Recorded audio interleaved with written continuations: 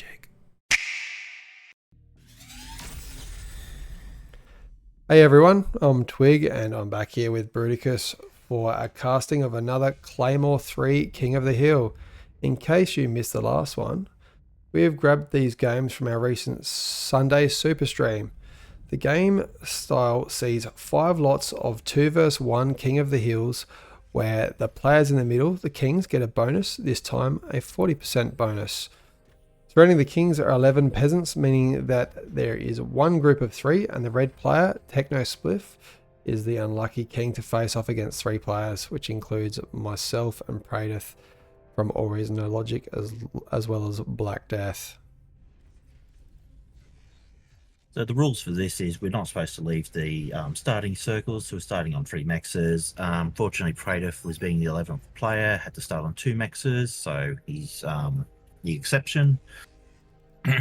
No artillery to attack the kings. We've turned off air, nukes, long-range plasma cannons, lol cannons, and tactical missiles, just to keep it a little bit evener instead of people sitting in their bases and bombarding everyone. The guys on the hill have got a 40% bonus to their income, while the peasants around the outside have nothing. Just a quick map overview. There is a lot of mexes out there, so once the game starts, you know, if you feel like getting aggressive and going mexes, you can. There's 11 geos as well, so it's a very, very energy heavy map. So you can see those mexes are worth 2.8 for those in the middle. If we select someone around the outside, they're only worth 2 each. So it is a metal rich map, being a base value of 2. A lot of geos, which you don't really get to see any advantage of in these games, and because we're not allowed to build that static defense, which can attack the kings or vice versa, no Cerberuses can be dropped on them either. A very good wind on this map as well, 6 and 9, so fantastic wind actually, and a tidal of 10, so yeah, tidal's not worth a bugger. If you're building anything but wind, you're not doing eco right on this map. Just skimming around the outside, you can see 1 solar put down by Black Death. I mean, it's not too bad just having the 1. It's not really considered a safety solar though when you're building, if you're building wind. Sorry, if the wind can't go below the efficiency value, you can see at the top there the wind speed. So for arm, if it goes below 5 or Cortex 6, that's when wind is no longer efficient. A little bit of a pause there. Player broke the rules briefly, and I believe it was a language barrier, so yeah. They abided by the rules. So just one thing, I did go a solar, but that's because I do the greedy free mech start, and then you can build a solar while powering your mexes off your commander's energy. Yeah, that is the exception. So at this point, everyone's ecoing up. So let's have a look at our kings. Myself in orange is going bot start Armada, B-bomb in yellows. Bot start Armada. Chronographer is Cortex and gone for a vehicle start. He is in a kind of cream color. And then we have Techno Spliff in red. It's gone with an Armada bot start. And then we have Bondman as our final king as an Armada bot start. So we've got a lot of Armada. The only real mix-up was Chrono with his vehicle Cortex.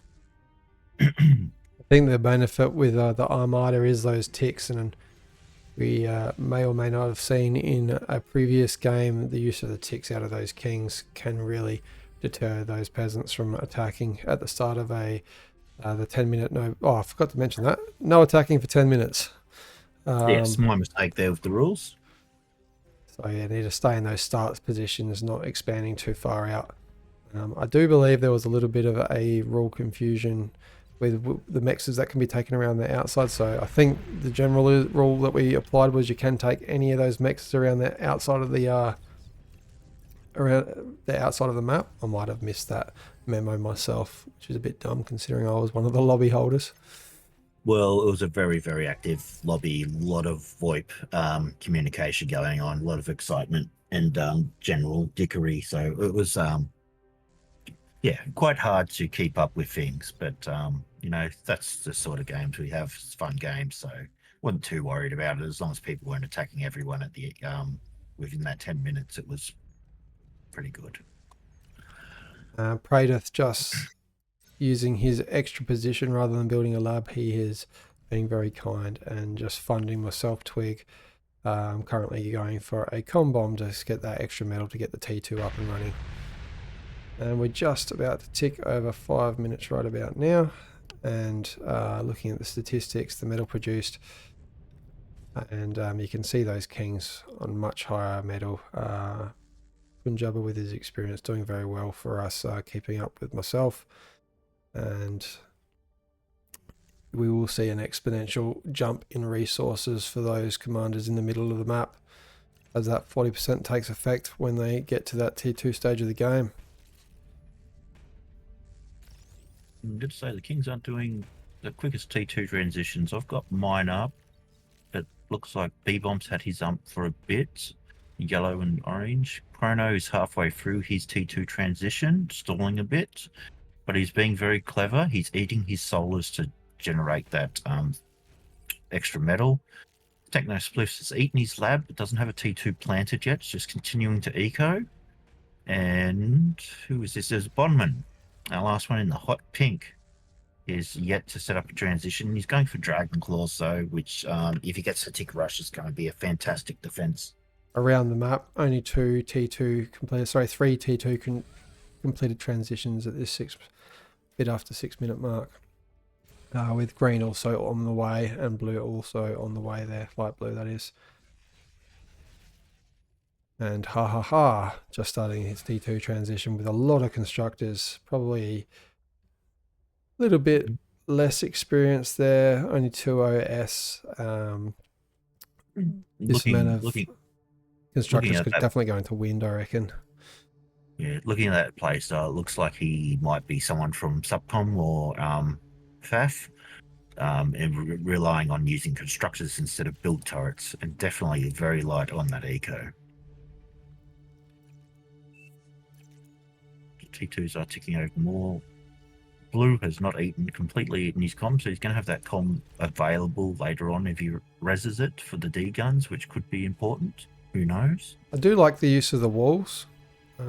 Definitely one thing I learned from the first game we played, they do stop those ticks, and they mean that your any spam just comes through 1 point in your defenses. So whether it's the kings or the peasants, having those up there, they're quite cheap. I actually don't know how much they do cost. What is it?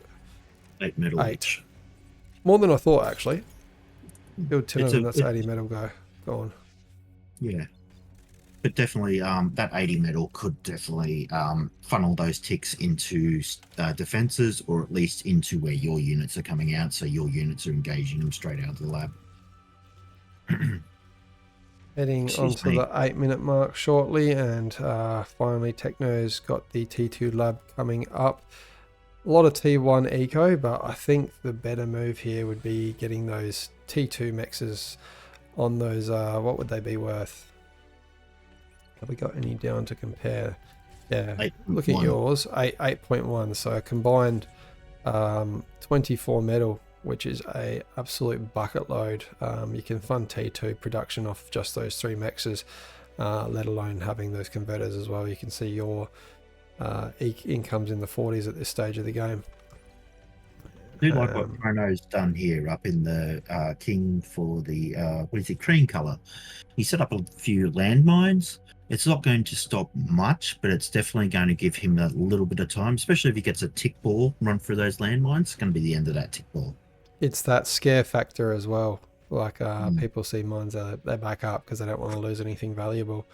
You don't know how far that minefield goes as well. So, considering the space between the start of the mines to his base, that could be a much larger minefield than it actually is. Excuse me. Techno reclaiming that T2 lab last minute just to get the metals up. I do like it, but it is really pushing the limit on time. It is definitely the right move. Let's check their resources. I don't know, 3,000 metal in the bank. Probably didn't need to reclaim that lab. With those like 2.9 or something. Yeah, I do wonder with the bonus if you get extra back from reclaiming the lab. It's a little glitch in the game actually. If you go and build a lab for 2,900 and then you reclaim it, Do you get back 2,900 or do you get back the bonus on top of that, the 40% bonus? I'm pretty sure you get the bonus. One thing I've just noticed is Bondman in the hot pink has still not gone T2, and I just had a look at the statistics. Rest of the kings are floating between 16.5 to 20k metal, while Bondman's sitting at 8.4. So definitely going T2 is the correct move. We're just about to tick over the 10-minute mark now. Just looking into the base that I control, I actually return the favour for Praedyth, giving me all the resources, given a bunch of Recluse and Webbers to go and attack the red player. I think he went to the red player. We'll see. Jumping over to B-Bomb's base, going for the pick spam at the start of the game, and it is devastating. No defenses up there for the green player. And not just pick spam either. He's got some pawns too. Pawns mixed in there as well. So he's got the initial whack and confusion of the ticks, and he's got the pawns to follow it up, which is fantastic. Looking over at Chronographer in the cream, he got tick rated. The mines took out a fair bit of ticks, but they didn't manage to take out everything. So a few ticks got through there and got part of his eco. Teabagger are about to be attacked in the light blue by those ticks, and no defenses, no units. It is important to watch that clock and know that you're responsible for yourself essentially in a game like this where you're restricted to a starting base. And just like that, most of the eco going down. Can you keep that fusion alive? Don't think so. There are just too many units coming at the moment. So you're going to see B-Bomb first king taking out both opponents and then going on to assist others shortly. Jumping down to Tom. Sorry, yes. Don't want to miss that. Either or, there's action everywhere, unfortunately. But the spiders that you gave Praedyth, he's using them to a great effect to climb around that hill and just pick off conversion and the wind farm. Looking at Tank Tom's base, like you were just saying. Excuse me. You've got a mix of ticks and pawns, so that's quite a good mix. We're seeing out of two players. Seeing the T2 lab get airborne there. And Black Death being called in to support the damage being done to the red player. It is best to use your units if you've got them rather than keep them in the back line, but you'll see some quite aggressive push out of Black Death now, taking out those turrets and then pushing on through. Those what have we got? The welders coming up, but unfortunately lack of energy means they're not going to be as efficient as they could be, and those pawns doing quite a bit of damage. And then these final recluses taking out those last labs. We missed both my raids on dark green and blue, but I've done some eco damage, but I'm struggling to finish them off, and I've done a lot of tick raiding on them. The lightning turrets are definitely a fantastic counter to the ticks with that chaining. They kill so many of them with each shot. Bunch of greens tigers coming across. I don't think they're going to be that effective against ticks. Too slow on the foot. Action absolutely everywhere. Probably the only quiet spot on the map is over at Chronographer's base. Red just going down, and that's the first king completely cleared out. So right now, one king down and 3 peasants down, with another 2 looking like they're about to fall. The king's definitely in control. And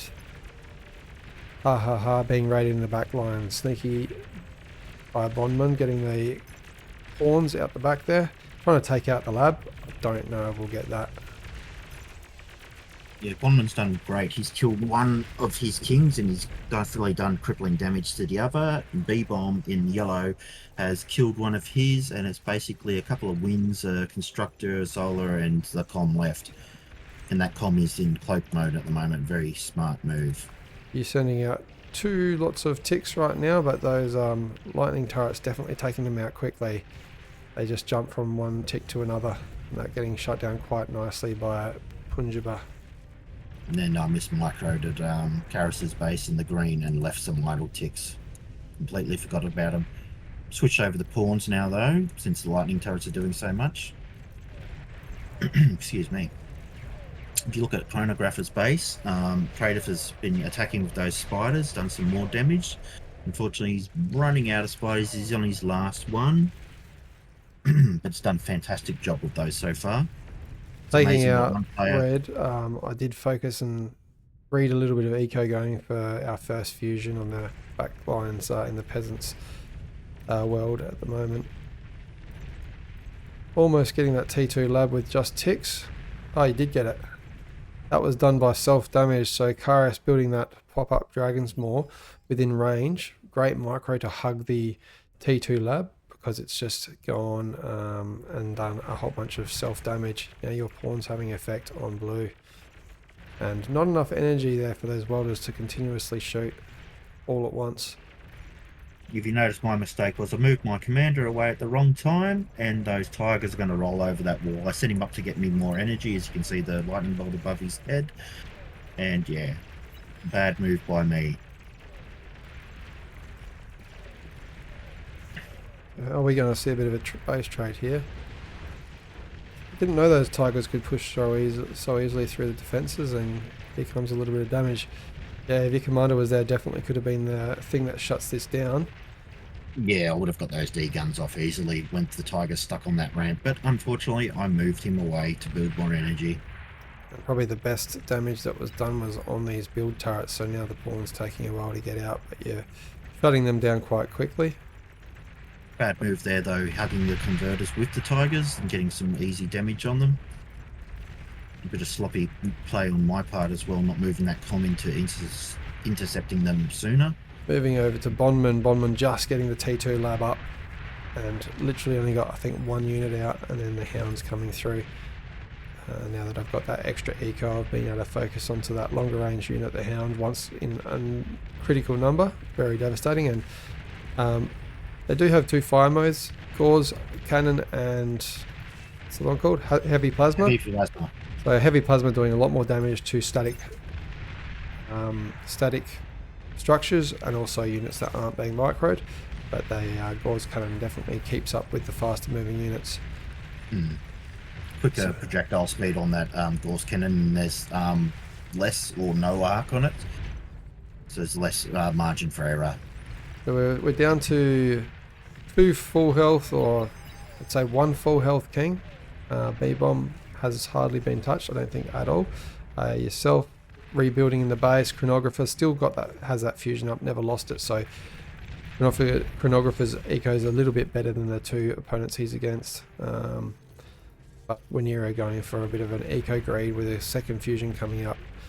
Now B-Bomb, all those pawns coming into Marine's base. Karis, don't know if he's quite got enough, but those Dragon Maws do a lot of damage. We go for the comm here. Get that nice atomic explosion. Although those advanced dollars with no bot labs are a good idea as well. Cut off the comms power supply. And then if you manage to get another raid in there, you might be able to catch him without being able to de-gun. Almost taking out the entire base. There is a lot of metal in there. Almost 5,000. I don't know whose game it is at this stage from a spectator's point of view. The eco in the advantage of the... Oh no, the blue team is now ahead. So they're 13% higher in energy. Oh, Raider still with those spiders. So much damage. 1 left, but yeah, he's done some work with them out of the original 6. And Chronographer taking his first in-base damage. My comm's about to go down, but it got off some good D-guns, cleaned up some of the Sheldons and Fiends, but the Hound's finished the job. Yeah, Praetor doing some great eco. He's ecoing on both Bondmans and your front lines. And now the strength turns towards the peasants, with several bases falling for the kings, or three so far. Knowing that my time is limited, I switched my eco over, gave it all to B-Bomb, so at least he could utilise it before I die. In these game modes, if you ever do join one of these unfair battles, or even just any game really, if you lose, rather than jumping out the game, request that you take over the micro from another player. So you can see here, all Prey's having to do, Praetor, is just focus on what the army that he's controlling is doing, and getting as many efficient trades as possible. Tick spam everywhere. B-Bomb probably the only real threat at this stage. Still Still only 30% ahead the peasants are on energy, but definitely the metals now coming in at over 200% income. Chronographer. Don't know if the termites are the right move for the defensive position he needs to No. play at the moment. They would be great for offensive action, but I'm thinking maybe the cans and some Sheldons might be the better option. Or saving up a Fiend Rush. You could get 3 Fiends for every termite that you build. And the Fiend Rush, if you spread it out, could definitely do quite a bit of damage, although the amount of hounds down there now, it doesn't really matter what he throws at it, they're going to die. Maybe the only thing would be the... Oh, he's actually going for it, the Scuttle. Sneaking a Scuttle in there, so he's getting 1 Scuttle up right now. I'd love to see what this does. Does he put it on invisible mode at the moment? I don't know if he will. Oh, no, there we go. It's moving. It's gone invisible. But it's near the comm. And it did a lot of damage to his comm. And it looks like B-Bomb is just about to be hit. In the yellow, he's got ticks one side and hounds on the other.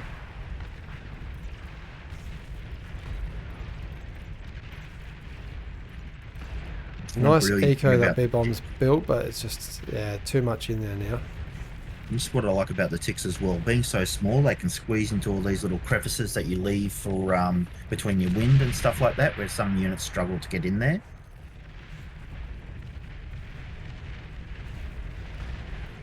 Sniper's out, but just a bit of a miss micro. Keeping them behind the welders would have been the best move. So if you've ever got an army composition where you've got stronger units, you want to keep them on the front and the long range on the back, and you hold down control to get that little crosshair in the middle of your army, and then you can move them as a group by right clicking anywhere, and they'll keep the same formation that you've got them set in. It's just a hunt for B-Bomb now. Yeah, tough spot to be in. Everything's closing in on you. You've got spiders coming back up again. Spiders, fiends, hounds, tigers. I don't think he's coming back from this one. A valiant effort though. Oh, you see a salamander there coming up the hill now.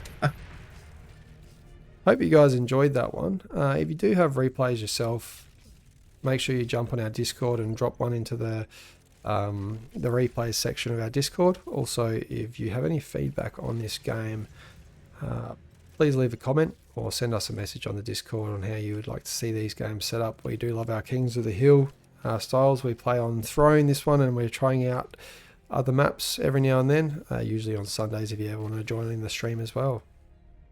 And also, if you're a new player that would like to join in to be a guest on the 1v1, jump onto Discord. In the announcement channels, there's a form to fill out. Send it to me, Bruticus, and we'll get back to you. You also get a bit of coaching, and it's unranked as well, so you don't lose anything. You have a bit of fun, and you'll learn something. So.